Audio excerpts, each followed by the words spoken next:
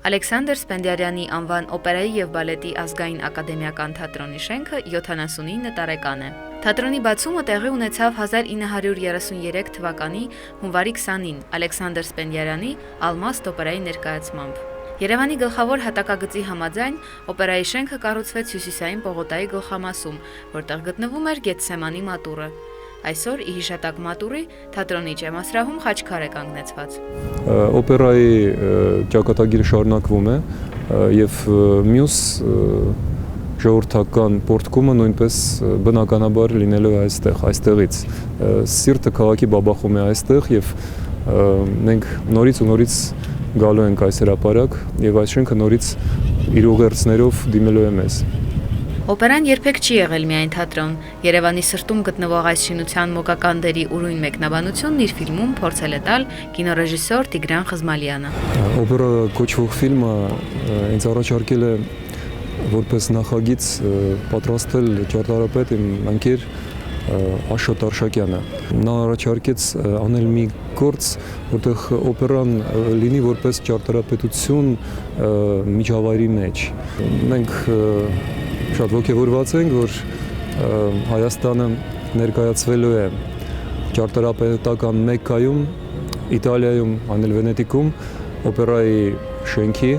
նրա պատմության, նրա խորհրդի միջոցով։ Ցավոք քաղաքաշինության նախարարությունը վերջի պահին որոշեց, որ այն պարունակում է ըստ երևույթի ինչ-որ տարեր, որ անհարիր էր իրենց պատկերացումներին եւ թույլ չտվեցին ֆիլմը ցուցադրել որպես պաշտոնական հայտ։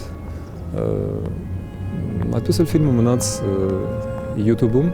Ներկայացնում ենք Տիգրան Խզմալյանի օպերաֆիլմն ամբողջությամբ։ Sator Arepo Tenet Opera Rotas Sator Arepo Tenet Opera Rotas Sator Arepo Tenet Opera Rotas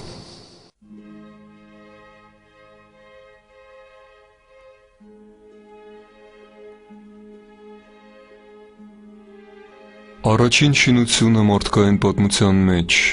որը իշտակված է Աստվածաշնչում, Բաբելոնյան աշտարակն է։ Ահա ինչպես են այնտեղ նկարագրված սույն կառույցի միջոցներն ու նպատակը։ Եվ ասացին միմյանց, աղյուսներ պատրաստենք ու կրակով թրծենք, եւ կառուցենք մեզ համար մի քաղաք ու աշտարակ մինչև երկինքը, եւ փառաբանենք մեր անունը, մինչև որ սփռվենք աշխարհով մեկ։ Այսպիսով, սա էր նպատակը, երկինք հասնող աշտարակի կառուցումը և սեփական անունների հավերժացումը։ Հետայսու բոլոր մարդկային շինությունները, եգիպտական բուրգերից մինչև ամերիկյան երկնաքերերը, անխուսափելիորեն հիշեցնում և վաղ թե ուշ կրկնօրինակում էին այս առաջինի, բաբելոնյան աշտարակի ճակատագիրը։ 16-րդ դարի կեսին ֆլամանդացի նկարիչ Փիթեր Բրեյգելը նույն բովանդակությամբ 3 նկար էր ստեղծել։ Բաբելոնյան աշտարակի վերևում Բրեյգելը պատկերել էր մի անավարտ շինություն, որը զարմանալիորեն հիշեցնում է այսօրվա հայոց մայրաքաղաքի ամենահայտնի շենքը՝ Երևանյան օպերան։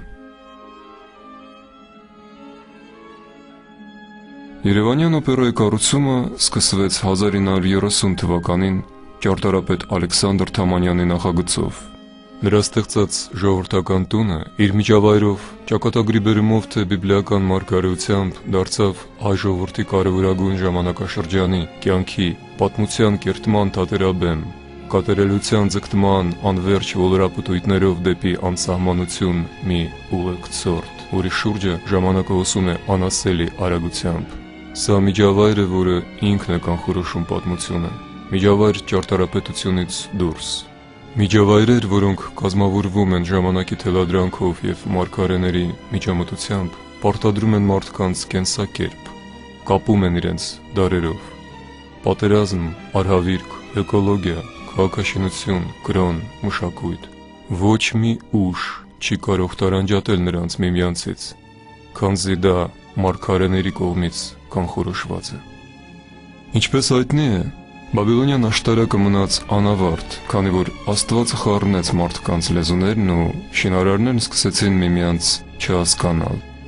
Մովսես Խորենացին հայոց պատմությունում մեջբերում է ասորի հեղինակ Մար Աբաս Կատինայի պատմվածքը Բաբելոնյան մայրաքաղաք Նինվեի արքայական գրադարանում պահվող քաղդեական աղբյուրներից։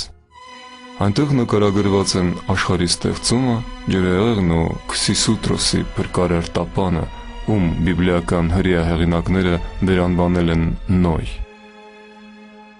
Այնտեղ հայազգի առաջացումը վերագրվում է Քրիստոսից առաջ 23-րդ դարին, երբ Հաբետի թուռ ու Թարգամի որդի Հայկը իր ցեղը դուրս բերեց Բաբելոնից ու տարավ Արարատյան երկիր։ Դա առասպելական աշտարակի կառուցման ամենաթեժ պահին էր։ Ինչ-որ պատճառով Բաբելոնի Բել-Նիմրոդ արքան շատ ցավագին ընդունեց հայերի փախուստն ու սկսեց մեծ զորքով հետապնդել նրանց։ Քրիստոսից առաջ 2107 թվականին Վանալոճի ափին տեղի ունեցած ճակատամարտում Հայկը Բելին սպանեց։ Արքային կորցրած բաբելոնյան բանակը կազմալուծվեց, իսկ հետո, ինչպես հայտնի է, քանդվեց նաև անավարտ մնացած բաբելոնյան աշտարակը։ Սակայն ինչ առնչություն ունի այս ամենը Երևանի օպերայի շենքի հետ։ Եկեք հարց տանք. այդ ինչու էր Բելն այնքան ջանում Հայկի համառ ցեղը վերադարձնել Բաբելոն, հանուն դրա անգամ զորքով եկավ Արարատյան երկիր, թողնելով իր կյանքի կարևորագույն գործը՝ աշտարակի կառուցումը։ Պատասխանը հենց ինքն աշտարակն է։ Բանն այն է, որ Թարգամի զավակ Հայկի ժողովուրդը Բաբելոնում կատարում էր թարգմանիչների կարևորագույն աշխատանքը, որի անվանումն առ այսօր հայերենում պահպանել է այդ հնագույն գաղտնիքը։ Ուստի երբ Հայկն իր ազգի հետ հրաժարվեց ծառայել անաստված արքային, շինարարությունը կանգ առավ, իսկ Բելի մահից հետո աշտարակն ընդհանրապես փլվեց։ 1930 թվականին շինարարության թեժ պահին միջամտեց ինքը Ստալինը, որը բոլոր մեծ բռնակալների նման սիրում էր կայսերական վիթխարիությունը։ Նա հրամայեց Երևանյան օպերայի կտուրին կանգնեցնել Լենինի հսկայական արձանը։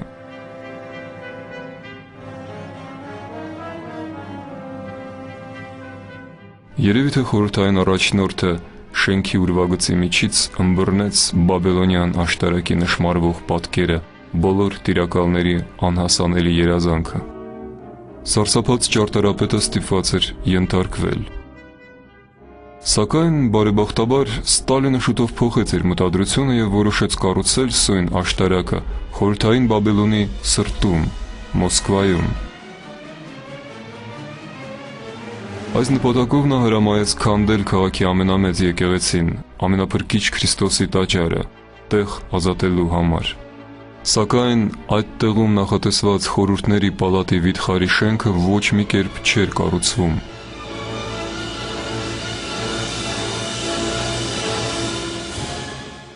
Հսկայական փոսի մեջ լցվում էին ստորգետնյա ջրերը, հետո խանգարեց պատերազմը եւ ի վերջո այդ տեղում կառուցեցին հանրային լողավազան։ Եվ այնուամենայնիվ Բաբելոնյան աշտարակի ստվերն ընկավ Երևանյան օպերայի վրա։ Մարգարեության կատարումը կարելի է միայն հետաձգել, բայց ոչ երբեք վերացնել։ Շուրջ կես դար շարունակ այս շենքը հանդիսացել է հայոց մայրաքաղաքի հոգևոր կենտրոնը։ Այստեղ էր հնչում Արամ Խաչատրյանի աշխարհահռչակ երաժշտությունը։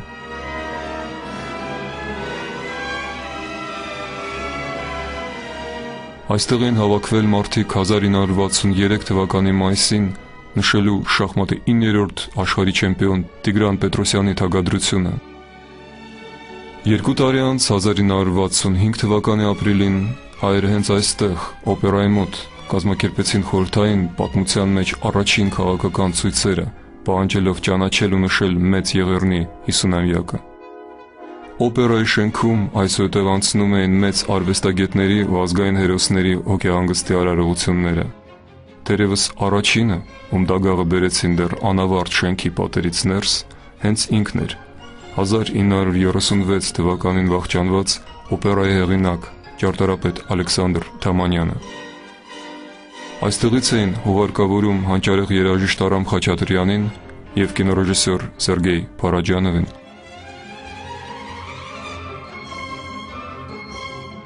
Իհարկե, ոչ միշտ էր այս շենքը նայում աշխարհին ողբերգակի դիմակով։ Տարիներ շարունակ օպերային հրապարակում անց էր կացվում մանկական նկարիչների մրցույթ, եւ հայ երեխաները գունեզգույն կավիճներով զարդարում էին գորշ հատակը, պատկերելով սեփական երազները խաղաղ ու երջանիկ ապագայի մասին։ Սակայն Բաբելոնյան աշտարակի խորհուրդն ու անեծքը, կանխագուշակումն ու մարգարեությունը կրկին իրականացավ 1988 թվականի փետրվարին, երբ մարդկանց միլիոնավոր բազմությունը հավաքվեց այստեղ, օպերայի հրապարակում, ազատության ու արդարության պահանջներով, որոնք սկիզբ դարձան վիթխարի խորհրդային Բաբելոնի անհավատալի թվացող վախճանի։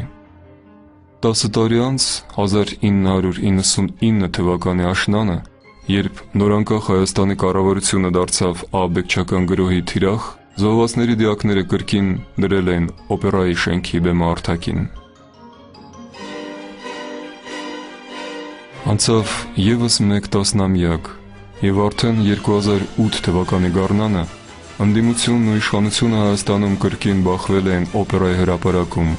կարծես անվերջ շարունակելով Շեքսպիրյան մի ներկայացում, որ արքաներն ու ծաղրացուները շարունակ փոխվում են տեղերով,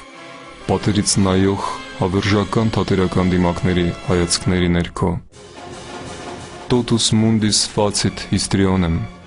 ողջ աշխարհը դերասանություն է անում, գրված էր Շեքսպիրյան Գլոբուս թատրոնի պատին։ Մեր խաղերն այլևս չեն տեղավորվում թատրոնում։ Թամանյանը կառուցեց իր օպերան այնպես, որ բեմահարթակը հայտնվեց դրսում, շենքի շուրջը, եւ մենք բոլորս այս անվերջ ներկայացման դերակատարներն ենք։ Ընդհանուր լեզուն կորցրած, փառասիրությամբ տանջվող, աշխարհով մեկ սփռված դերակատարներ, որ շարունակում ենք մոլորված շրջել մեզ որպես հիշատակ ու զգուշացում թողնված օպերայի Բաբելոնյան աշտարակի շուրջը։